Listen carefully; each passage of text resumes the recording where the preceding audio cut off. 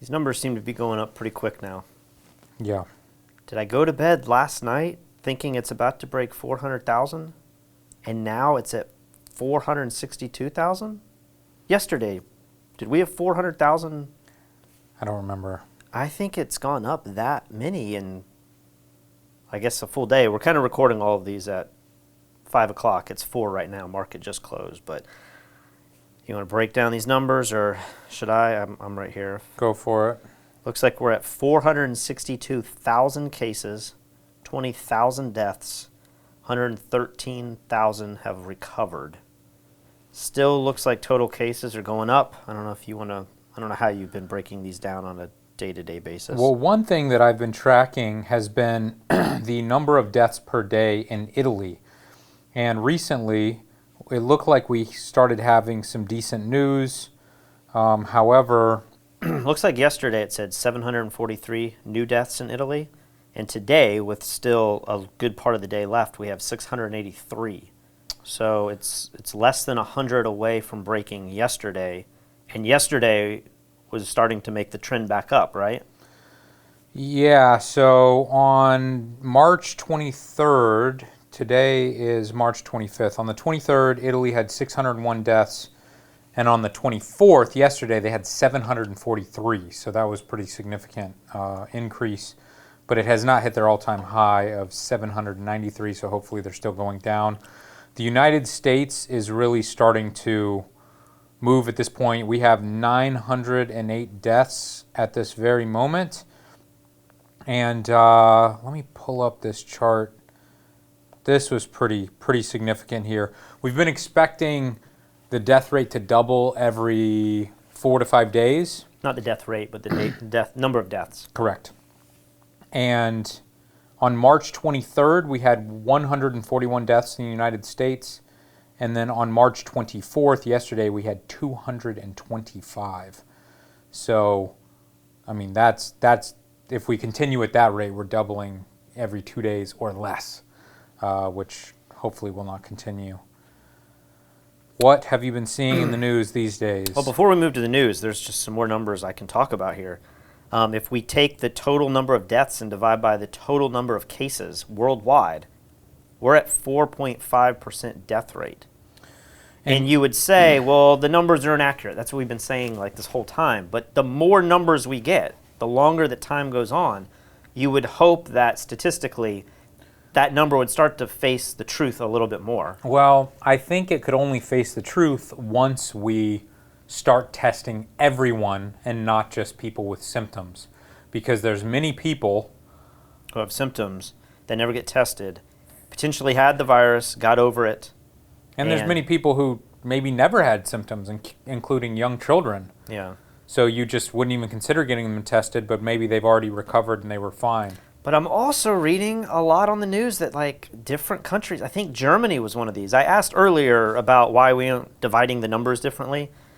And a lot of people were saying that in Germany, if you die of natural causes, even of pneumonia, they're not testing you to see if you had coronavirus. So some people are arguing that the total number of cases is way lower. And if that number was higher, then it would cause the death rate to be lower, right? But a lot of people are saying that we're not counting every death, or we're not testing every death, and therefore the deaths could be much higher. If somebody just dies, this is the other issue. If somebody dies in the hospital room from cardiac arrest, they're not always marking that as a corona-related death because it appears to be cardiac arrest, and at the moment, most deaths are from pneumonia.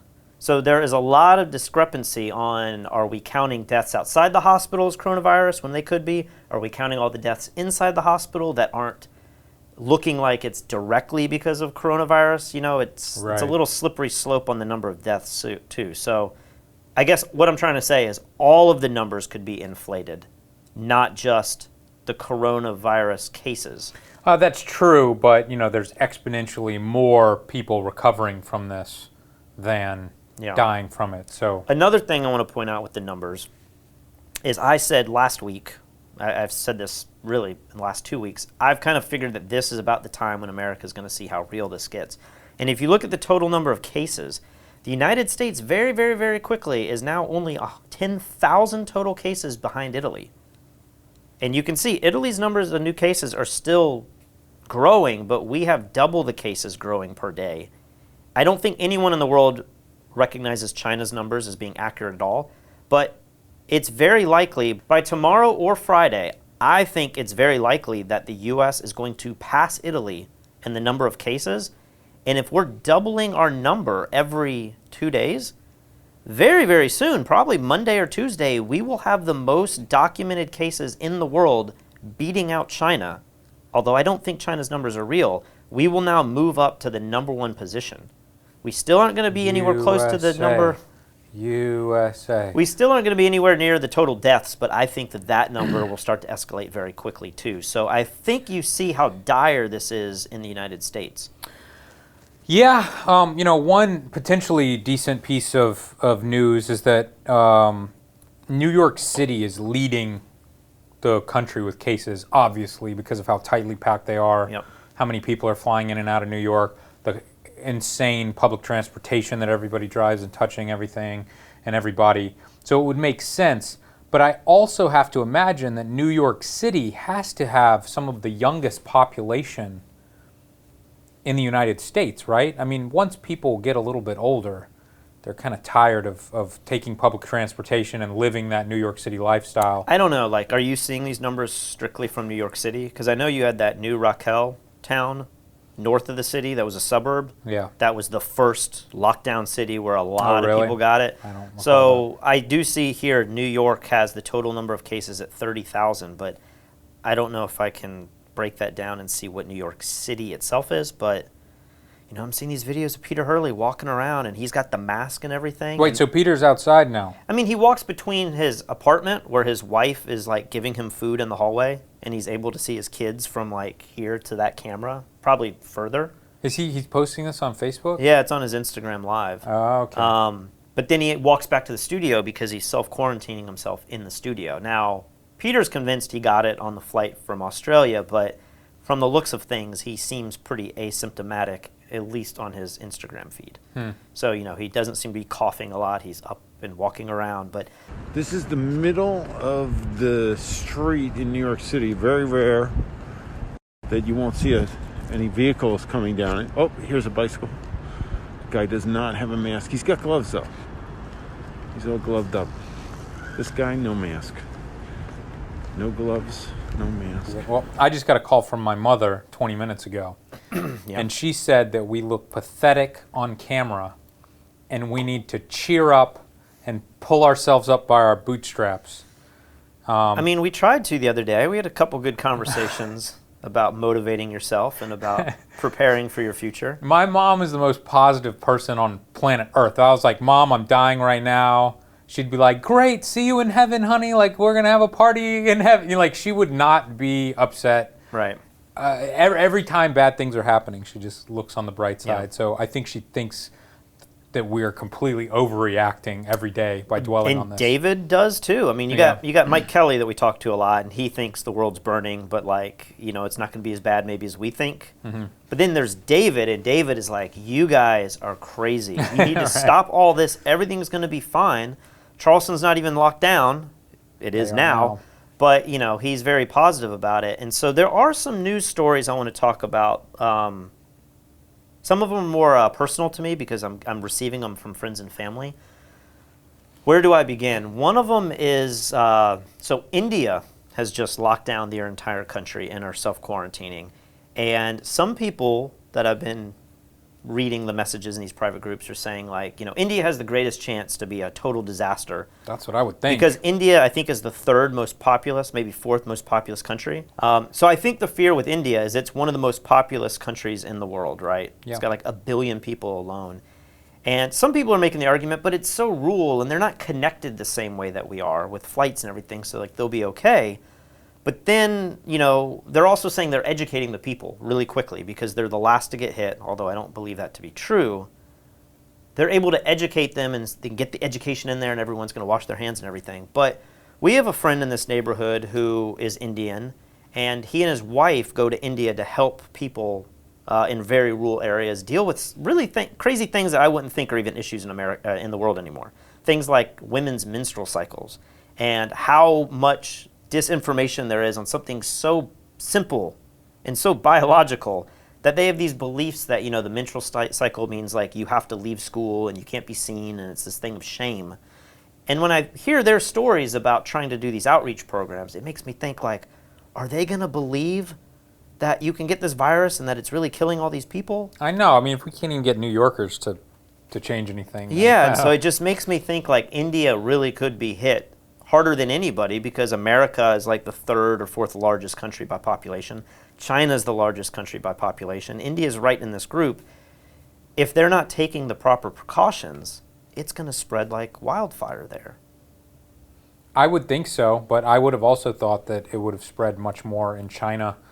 And maybe it's just because they have such a powerful government and military, they could lock people down. But well, listen to this. So this is some other crazy news. I'm going to try to pull this up. My buddy who is in Uganda that I talked to the other day, he and I had a good conversation like a week ago. And the question that I proposed to him was, where's the best place to be in the world? Am I safe on an island in Puerto Rico where there's a lot less travel, it's warmer, we're kind of isolated from everybody, or would I be better off in Charleston where I have more means, but like maybe there's a lot more infection and craziness going on? And he said, well, yeah, I think about that too. They just shut off flights to Uganda like 5 days ago. The flights leaving the country were selling for $2,000 to $4,000 a flight.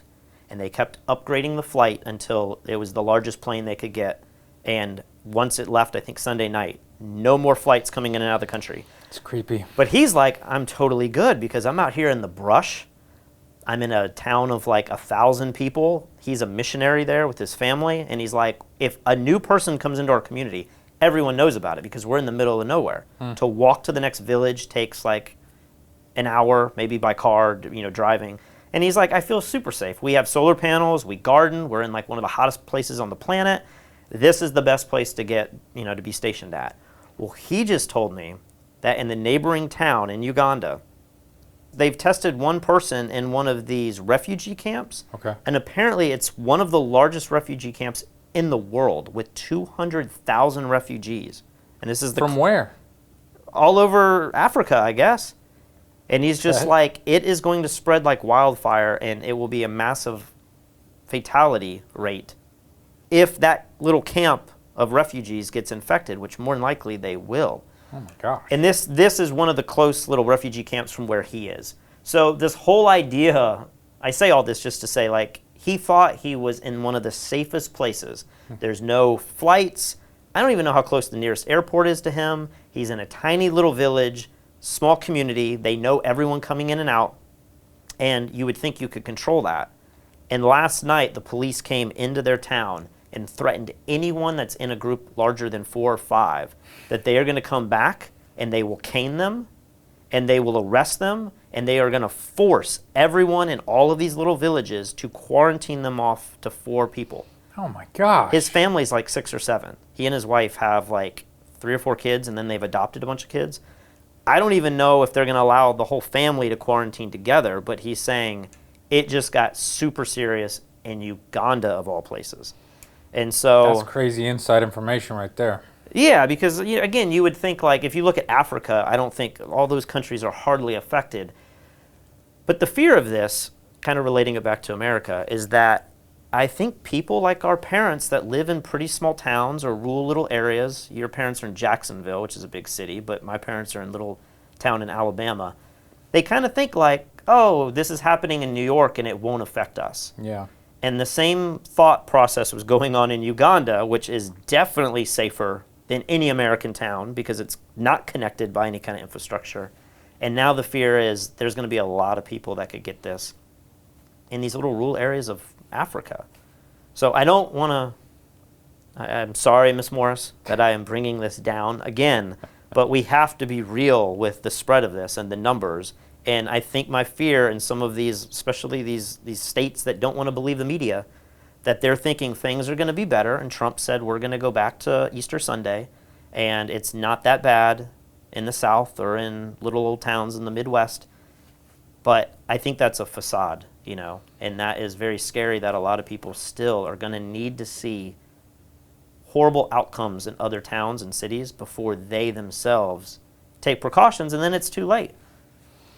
Maybe, or if we're not going to have a vaccine for another 2 years, and we all have to catch this anyway, and you're in a small town, you might as well get it over with. I'm not saying infect yourself, but, get it over with while there's still hospital beds in your little town. Well, that's the big debate going on right now, is we've had senators or governors coming out and saying, like, this is your time, elderly people, to take one for our country and to just die and save the economy. Yeah. And then you have our president kind of hinting at that.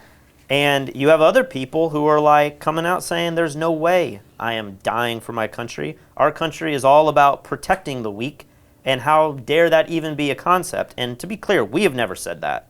But I have had this idea of like, why can we not quarantine off anyone in the highest risk group, maybe 60, 65 and older, and all of the young people kind of sacrifice the little death rate that we have, Sure, but allow the economy to keep going. But it doesn't seem like that is on the table. Some of our thickest-headed politicians have been passing the time by spreading nonsense about the coronavirus. People like Lieutenant Governor of Texas, Dan Patrick, who floated the idea that old people are willing to go to an early grave in order to help boost the stock market.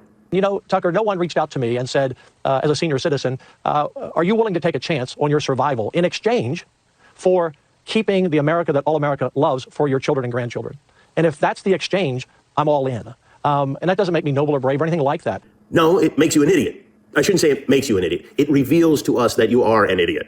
it would be interesting to see the death rate of coronavirus based on like younger age versus the flu, because the flu certainly kills children and stuff, and it seems like the coronavirus doesn't at all almost.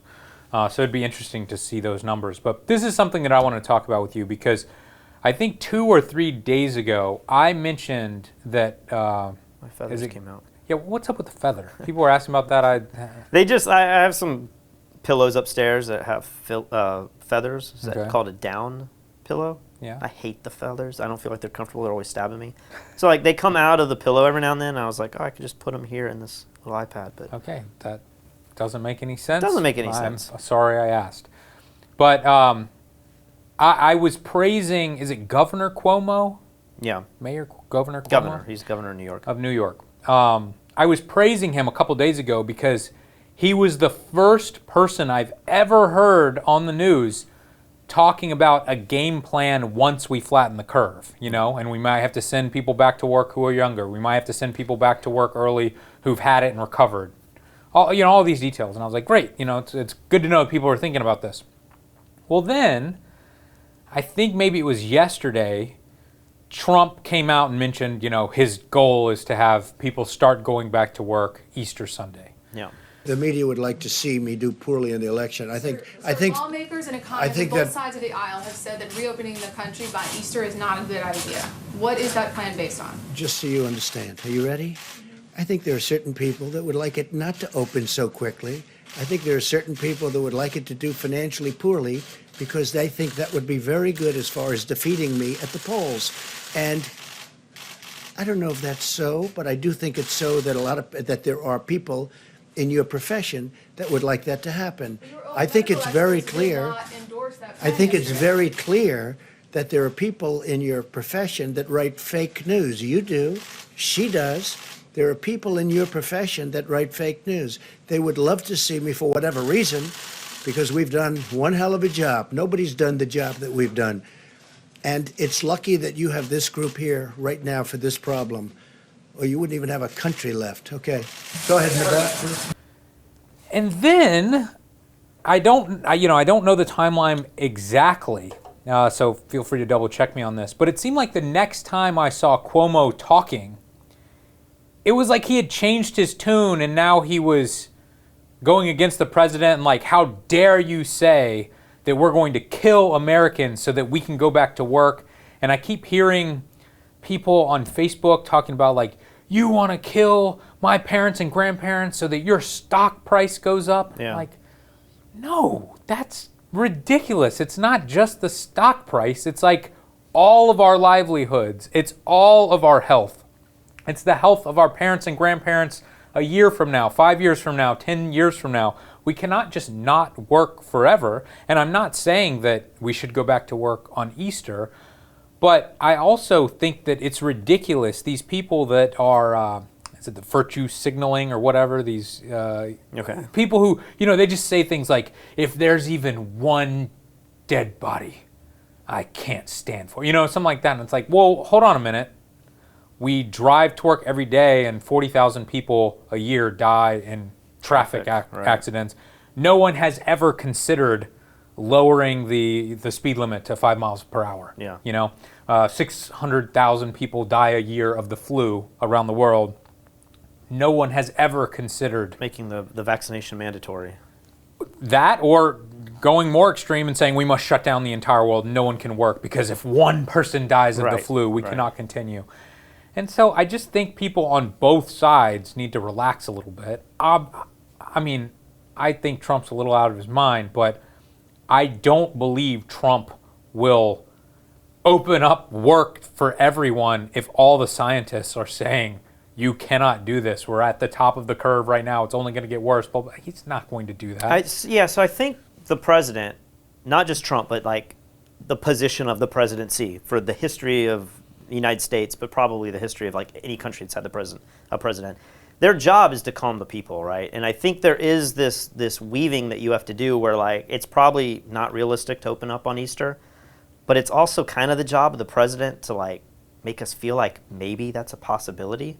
And maybe you can make the argument down the road that that is the worst thing that you could have told the people because it gave them a false sense of hope, and it turned. I wish he was just like, I have a goal of opening things up starting Easter. It's a long shot. We may not be able to make it, but we as Americans are excited to get back to our daily lives. Like if he had just said it like that. But instead he has to have the doctor come up and he has to say, well, everything's a moving target and Easter is something we're looking at now, but things have to be flexible. It's like he's making it to where we can back out of that date. Right. So I don't know. I don't know who we can blame if that's like an unreasonable thing to say.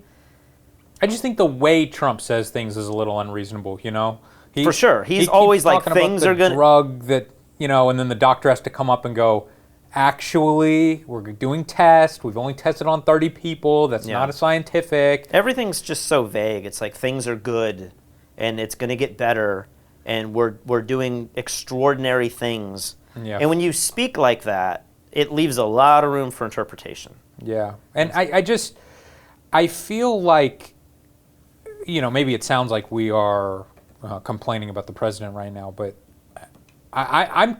it's funny to read some of the comments on YouTube because I feel like the super liberals are like, unsubscribe, I hate you guys, blah, blah, blah, you're such Trumpers. And then the super right-wing Trump people are like, unsubscribe, oh my gosh, I can't believe you disrespect our president like this. And I obviously don't want to lose subscribers, but it does make me feel happy that it seems like we're in the middle and you and I are being pretty reasonable. I know. I don't think anybody, based on anything we have said, would be able to guess where we stand politically or who we have voted for or who we plan to vote for. I have told people that like you and I canceled. Maybe that's giving away too much information. We canceled our vote last time. I know, but... This time we can't vote because we're Puerto Rican citizens. So it's not like I have this agenda where I'm trying to like force people to... I mean, to be quite frank, I think all three of our choices at this moment are not good choices for whatever number of reasons. But, I'm always like, why do we have to vote? I don't know if I'm going to go down this road. I'll just say this. Why do we have to vote like a 70-year-old man in office? I'm just like, I'm not trying to say it should be a female either. I'm just saying like all these people seem like they're not at the top of their game. When you see Cuomo, how old do you think he is? Like 60? Maybe. I don't even know. He still feels like he's way more aware of what's going on than some of these other people. Is he Republican or Democrat? Oh, he's definitely Democrat. Okay, so I have no idea.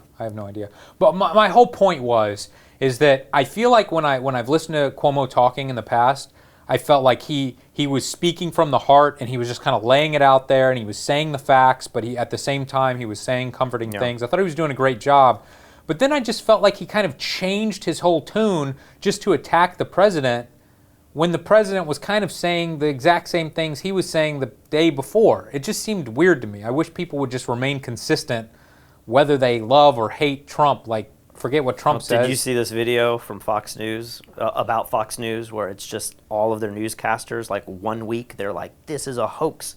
And then 2 weeks later, it's Shapira or whatever that girl's name is, and she's like, we're all going to die if we don't take this seriously. And it's just like, they're all just flipping like 180, you know? Yeah. Flu. I feel like the more I learn about this, the less there is to worry about. I was about to say the same thing. We don't have immunity to this virus. It's a new virus. It's a pandemic strain of a virus we haven't seen before. All the talk about coronavirus being so much more deadly doesn't reflect reality.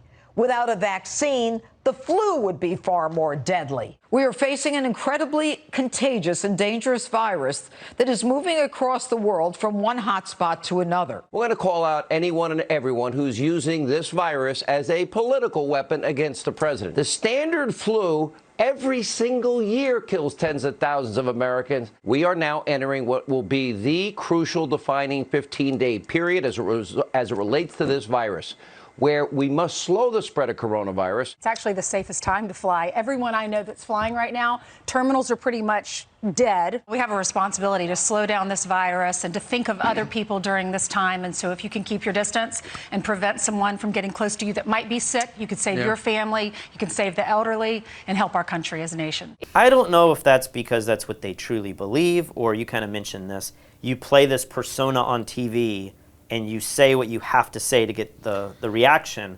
But when you're literally flipping 180 degrees, like in a 10-day period, it's pretty alarming. That's not to say that other news agencies can't do that too. I have seen a CNN host do the exact same thing, to be fair. But maybe it's not 100% of CNN hosts like it probably was on Fox News. Yeah, it's a crazy, and you know, I saw this video on CNN, so automatically you have to say there's like a bias there, but it's still Tucker Carlson saying one thing, and then a few days later, it's a completely different narrative once you realize. Have you seen any footage of them apologizing and going, I guess I got this wrong? I don't know that I see that ever, you know? Like, for decades, you see people in the news, and they're like, well, thank you for coming on our show. We're going to follow up on this story and see how it pans out. You never see them follow up on the story, you know? It just never happens. But we're guilty of that, too. You like, absolutely. You do a review or something, and then, you know, it just, so much changes, and you're like, I'm not going to go and review a product that's not even out again and revisit something that turned out to be, you know, not 100% true, or, you know, whatever. Do you want to talk about this $2 to $4 trillion plan that they're about to pass? We keep talking about it, but it feels like it's closer to passing more than ever. I thought it did pass. Did it not officially pass? I don't even know. I think it passed in the Senate, but maybe now it's in the House. Okay. It seems like everything I'm hearing is that it's going to pass. It's going to pass. We thought it was going to pass over the weekend. Yeah. And then it keeps getting delayed, and the more that it gets delayed, the market keeps going up a little bit. Yeah. And tomorrow morning, I think before the market opens, the unemployment numbers are coming out. Okay. And so I'm kind of wondering if this is all political, and they're intentionally not giving this relief bill the vote because they want to either mask the numbers tomorrow, or I guess in my mind, this relief bill is the last bit of good news that we have. And we might think it's the most horrible news. You and I might think that this is not... It might be good in the short term, Yeah. but after a month, it could be the biggest mistake we've made. Right, and so I don't know. You can't put anything past the U.S. government, but like maybe there's a relief bill again in another month. But why not? I just look at it as like this is the one bill that's going to make people feel like, oh, I'm getting $600 to $1,200. You know, I saw that for self-employed people like us, if you're a freelance photographer, it's like up to $600. It doesn't look good, and that's a third of the workforce. So if you have a W-2 and you have a wage from your employer, you can apply to this somehow. I don't know if that's even out yet. And you can get up to, I think it's $1,000 to $1,200 per person. If you're married, you get double that. And then if you make more than $75,000 a year, you start to like get reductions of that. But if you are self-employed, it looks like you're kind of getting the shaft. You're not going to get all that much money. You'll get $600. But it's still this one payment, right? Okay. I don't know that this bill is for like a long-term plan. And so it just feels like once this news is released, and I think this is what's happened in the market, the last few days have been waiting for this, and it looks good, and the market's gone up quite a bit. But I feel like once this is released, I just don't know what else we can do. The Fed has done everything they possibly can, and now the government is passing this relief bill. But this weekend we're about to hit record numbers of deaths. There's going to be record pandemonium. Cities are all being locked down. Countries around the world are shutting borders. I don't even know if we've 100% done that. We haven't canceled domestic flights yet. Jets, the stock ETF I mentioned a few days ago, is like going up. Boeing was up like 50 or 80% today. What? You I did didn't not see see Boeing? that. No, I didn't Look see at that. Boeing while I'm rambling. I don't even know that I have Boeing on my ticker. It's BA. It went up. And I just feel like once this relief bill is released, it's going to be a little bump for a second, but then we're going to get the unemployment numbers. And then we're going to start seeing the deaths. And then we're going to have to start seeing the videos of these hospitals. I mean, we're at or very close to being at the capacity of many of these ICU units. And I feel like it's just going to be bad news for the next 2 or 3 weeks. So I am very skeptical that things are going to be as well as they might be simply from this relief bill. So it looks like today Boeing is up 24%, but from its lows, Boeing is up 76% from its lows. Keep in mind, its lows, though, were what, like a week or two ago? Yeah. So it's rebounded a lot from the lows. I mean, that's a lot of growth. People really banking on Boeing getting bailed out by the government is what it seems like to me. But keep in mind that from just a couple of months ago, we are still down 58% on Boeing. So what I wanted to talk about here, and I don't want to make things political, but I do want to just talk about things that we've been hearing.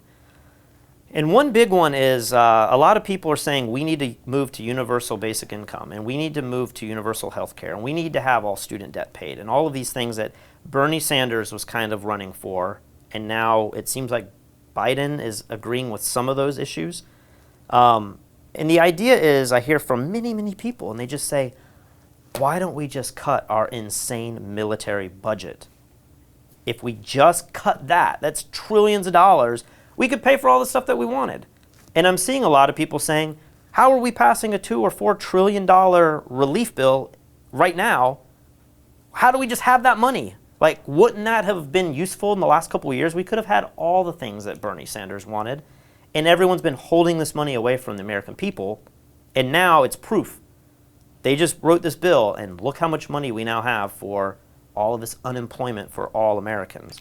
Well, I agree with the military thing. I mean, it seems like, there's a lot of places in the world who hate us and we have to be strong against them or whatever, but it also seems like maybe that's the case because we have military bases all around the world, and I don't know how much of an instigator we are. I mean, obviously in some cases we're an instigator, but in other cases it kind of just seems like we are the police of the world and we're making sure everybody's doing what they're supposed to do. What would happen if we just backed out of everything and just said, look, we will have the best military in the world, but it's not going to be 10 times better than the next best one. And we're not going to have bases all over the world. We're just going to be like Canada, and we're going to have a strong military. Yeah. Don't mess with us, but we're not going to get involved with your stuff. These were the same questions that I had, and to be transparent, my dad is retired Army. So I come from a military family, but I don't know all the ins and outs of the military, right? I've never really thought about it. So I looked it up, and 60% of all of the military spending is spent on what? I would imagine individual people, right? Yep. It's spent on the actual people in the military. It's also spent on pensions, so like retirement. It's spent on the health care, and it's spent on education for those soldiers. Because they get free education and so free health care. 60% of what is being spent by the military sounds very similar to what a lot of people are suggesting. Like, we should have all of these things. We should have these safety nets, and we should have the health care, and we should have the education. Like, the military in many ways are doing that. I mean, how many people do you know from high school that got a military education by joining the Army? It is kind of strange that we do it just for that portion of the government, and then maybe there's some sort of socialized health care just for our politicians. I keep hearing that they might have their own health care system. Yeah, like if you're a member of Congress, like you get your own health care. I don't fully understand that, but yeah, like why is that okay, but it's not okay for the rest of the people? According to some of the websites I've been looking to, it looks like defense is actually 12% of the entire military complex. So defense, I assume, is going to be like buying of missiles and ammunitions and jets.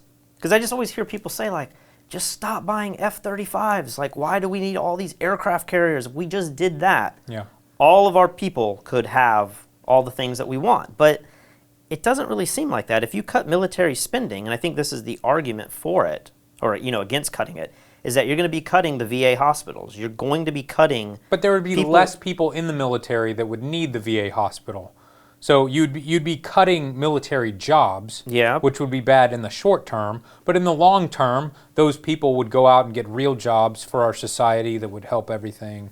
Maybe. I just feel like you're moving money from one bucket to another bucket. Like if you're not going to pay and give jobs and give pensions and give, medicine and give education to these groups of people that are in the military, and you take them out, you're still going to have to do that over here. You just added, do I have how many people are in the military? We have 5 people per 1,000 people in the military, making us the 75th largest army per capita. Now, America is 330 million people. I said earlier, we're one of the largest countries in the world.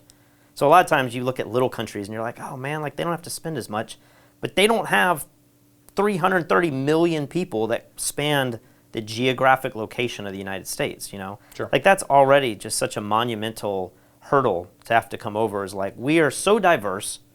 We have so many walks of life, so many different religions and non-religions, and the American population is just the most diverse place in the world, I would think, So to try to blanket all of these things on such a diverse group of people, I think would be pretty hard. Blanket what? Healthcare.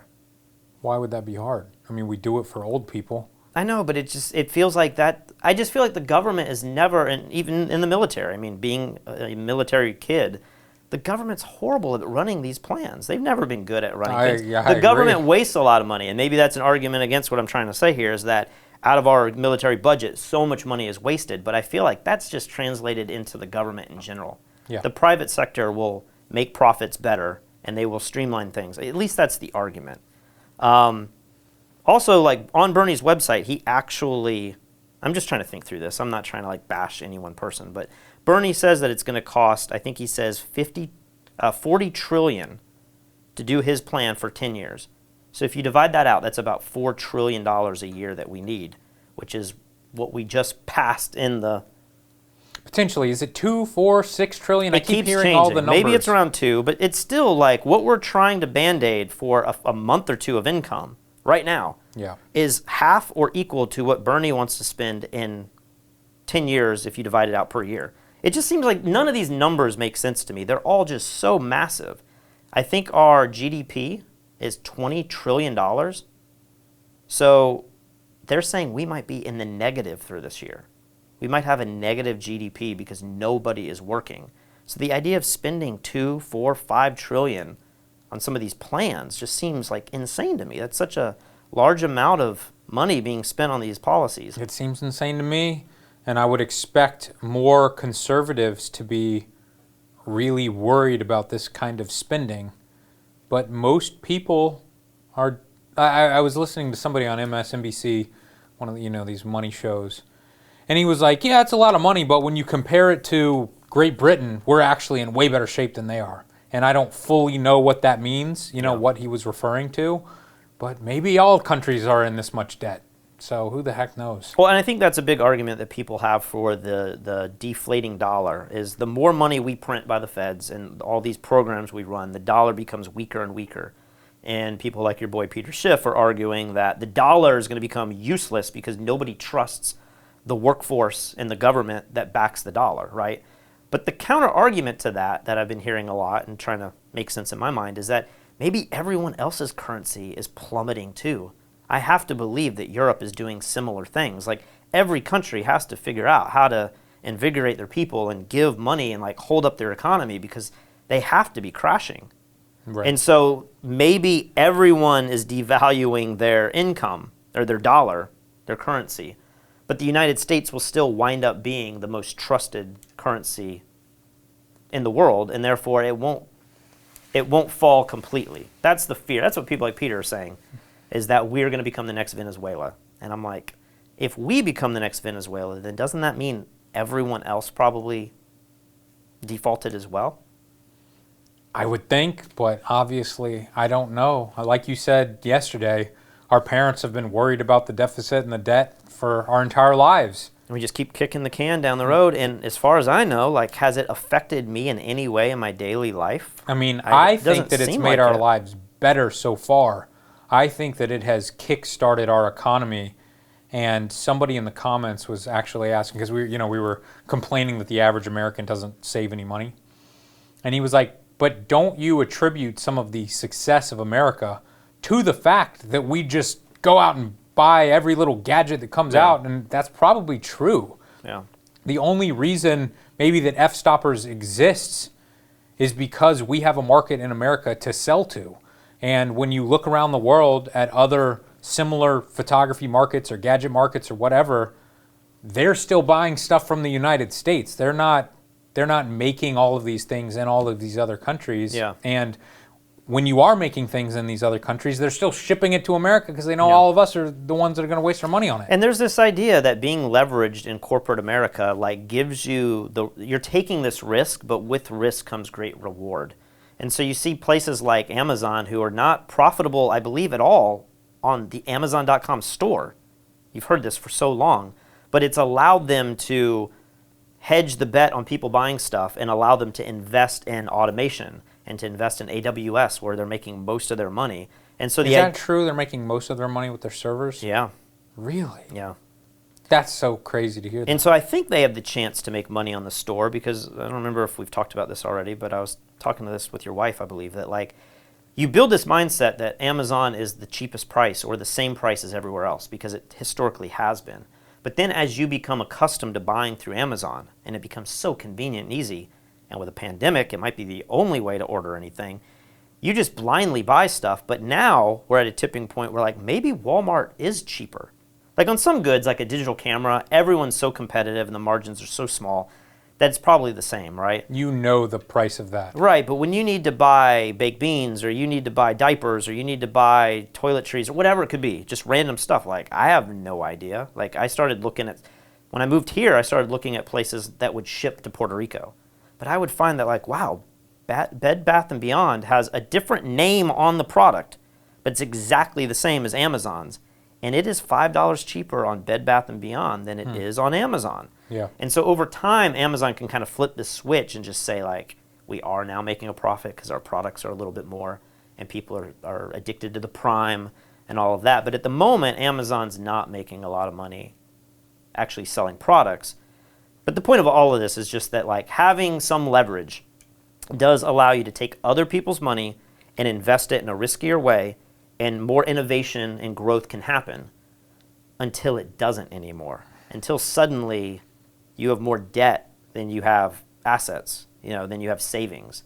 And that's what's going to happen with a lot of these Airbnbs. I mean, there's so many areas in America where people are over-leveraged because it worked for a while. It was like printing money. And now all of a sudden, I have nobody in my Airbnb. Like, did you see that video, the guy yelling at Airbnb? No. You didn't watch this video? No. He is like, the camera's right in his face. He's like, how dare you use us, the homeowners, to build your business? And he just goes, it's like a mantic rage. It's kind of funny, but it's also kind of sad and scary. What is he mad about? He's just mad that, like, you told us that we could set our refund policies to whatever we wanted, and then now you are setting a policy where you're taking all of our money and you're not giving any of it back, and we're the ones hurting. And you built your business on the back of us, and, like, it's a rant for sure. This message is for Brian Chesky of Airbnb. We are your loyal hosts and most devoted supporters. Well, that is, we used to be.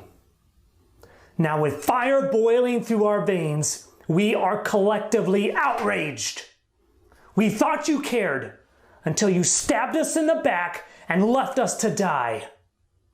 You give us the illusion of stability, then you tear it from our bleeding hands when we need it most. You let us choose a cancellation policy, then you override it on your whim like a sadistic tyrant.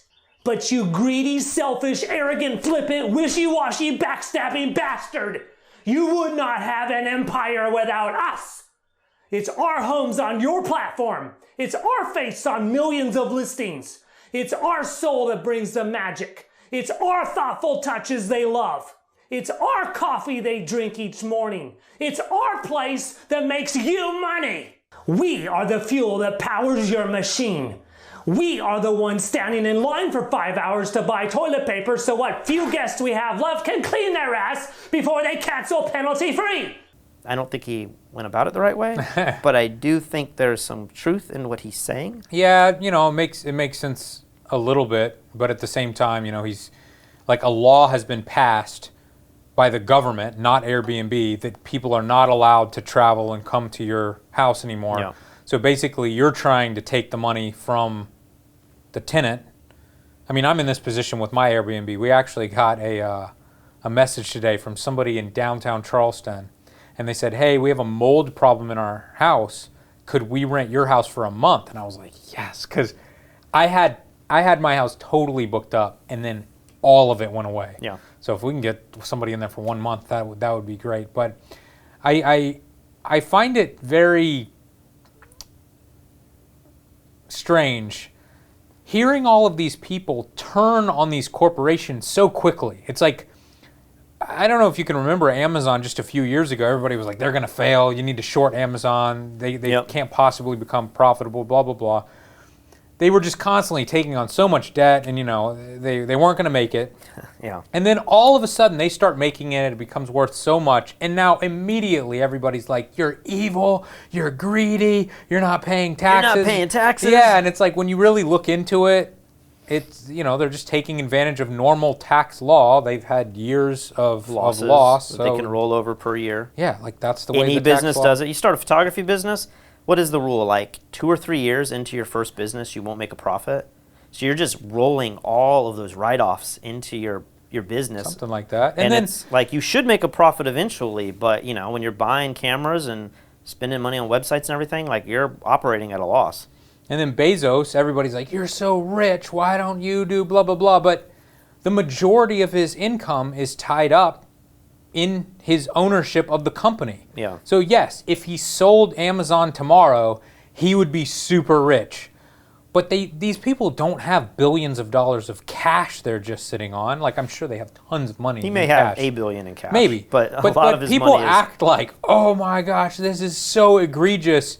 But in reality, he just owns a very successful company, Yeah. And a lot of these people that are wildly successful, like Bill Gates and Warren Buffett and who's the Facebook guy, Zuckerberg, they have pledged to give away the majority of their money in their lifetime. Yeah. Let these people give away their money and change the world for the better, and get us to Mars and all these incredible things that we as a society need. But it's just this strange attitude that the second somebody gets successful, they are evil now. And we have to take that money from them because you don't deserve it. But I think we do live in a world where, as much as I agree with that, there's some sort of balance that feels like morally should be there. And I don't know how to articulate it well enough in this capitalistic world, but you get to the point where, like, those few people you just named actually have massive amounts of control over the way people think.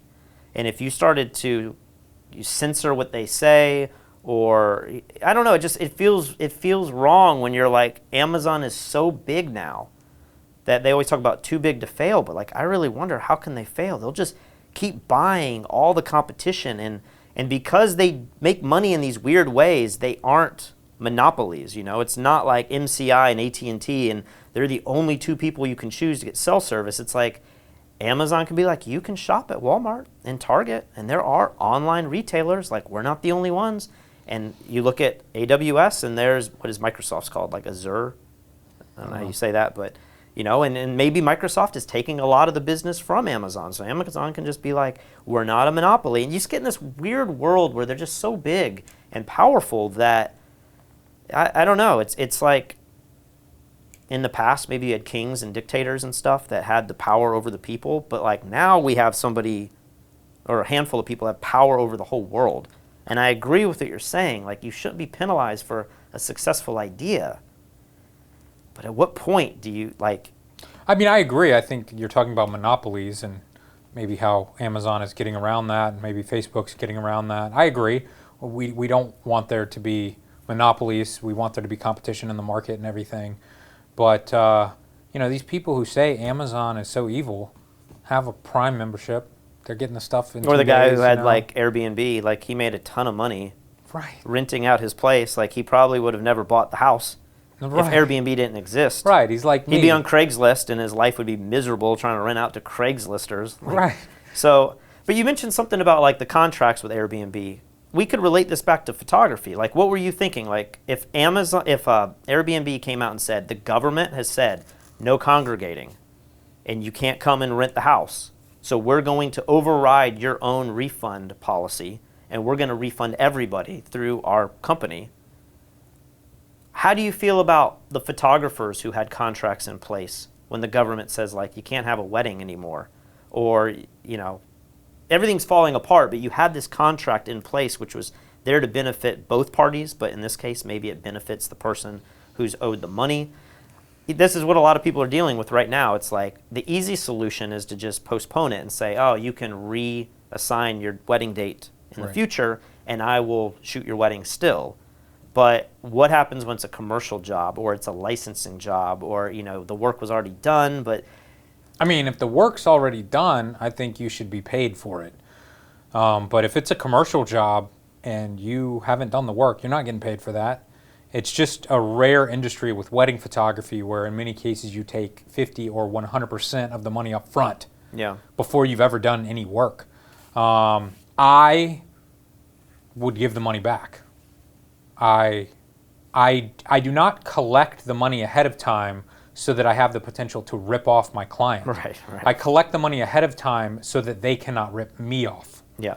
Now, if you're in financial trouble, it's going to be hard to start giving money back that potentially you got 6 months or a year ago or whatever, but I personally think that's the right thing to do if they have to cancel the event, or at the absolute very least, you say, I will give you an equivalent amount of shooting time for another wedding or another event. I remember I got booked by a family once to shoot their daughter's wedding, and the wedding got called off. And so I said, I will give you this money anytime in the future. And they had 3 or 4 daughters. So when the next daughter got engaged, I shot her wedding and I gave them the money towards that one. But that was kind of like a compromise. What do you think? We'll probably wrap this up here soon. What do you think the market's going to do? I noticed, so the market ended 1% up. But for the day, do you know how high it was? It got up 5 or 6%, 5.5%. It dropped, let me get the real number here, it dropped 3 or 4% in the last 30 minutes of the day. Really? I just saw it ticking down, and I have shorts on the market, so again, it's a weird mentality. I have longs too, I'm making money both ways or losing money both ways, but I'm seeing it go down, and I'm okay, the job numbers are coming out tomorrow. Tomorrow's going to be a horrible day if the relief bill doesn't prop it up. So in my mind, I'm this is saving me from a pretty big loss today on my inverse ETF. But what do you think's going to happen? Do you think? I've got a short position as well for the very short term, and then I'm still waiting to go in big long on the stock market. Although Peter Schiff, I got to stop listening to that dude's podcast. He's got me so afraid the dollar's going to crash, and I just need to have gold bars in my pocket at all times. So. Who knows? I can't be freaked out forever. But I'm certainly expecting in the next few days for the stock market to go down. But overall, obviously, I hope we can get out of this quick and it starts going up. Yeah, it just feels like we're right at the beginning of this curve. It does to me as well. And one stock that's been ridiculous is your gold miner stock? No. My Tesla stock. So Tesla has, been all over the place recently, but if you look at this curve in the last year, it's just ridiculous. And I had a decent amount of money in Tesla for the last 3 or 4 years, and then it went up to $450, and I sold everything because I thought, this is crazy. Then it went up to $900, and I was like, what the heck? Then it started dropping, and I did my first ever short position. So I can hold this forever. Yep. But I have unlimited potential for loss. If they go up unlimited, I will have to pay that. Until you sell. Yeah. And so you were doing really well. Yeah, I was doing well. And then they have just been rebounding recently. They're back up to $539 right now, up almost 7% today. I'm still, my short position is still making money, but I've lost a lot of the gains I had. Tesla's scary because you and I have debated so much about, I think we both think Tesla is like the future and they're super exciting and like we want to encourage them because. And I want one of those cars. Yeah, but then I'm kind of the negative one thinking like, I see so many YouTube videos and articles about like their financials aren't what they claim. And Elon does these crazy things where he says one thing and then it turns out to be not true, or, you know, the 420, funding secured and all this stuff. And Joe Rogan smoked the pot, and then all of a sudden, it's like the craziest roller coaster ride for a CEO. Right. And so, like, I just keep wondering, like, can Tesla survive this market? And if it gets worse, like we think it is, how in the world is anyone going to care about owning a luxury electric car, especially when gas prices are as low as they are? I mean, I agree. It is so cheap to drive a car now, you know? And this might be the counter argument for like the whole Green New Deal thing that's kind of going on as well. But gas prices are at historic lows, at least the last 10 or 20 years. And then you have a company like Tesla that's hedging their bet and like going into a lot of debt to try to like make this amazing product that could be the future and could have the biggest payout ever.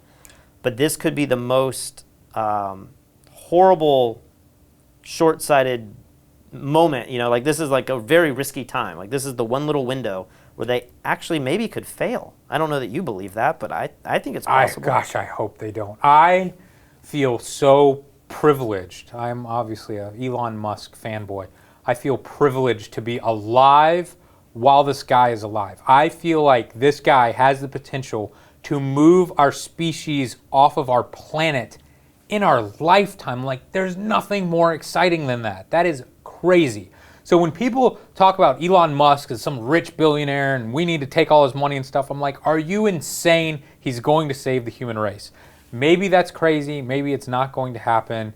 But at the very least, I want a Tesla.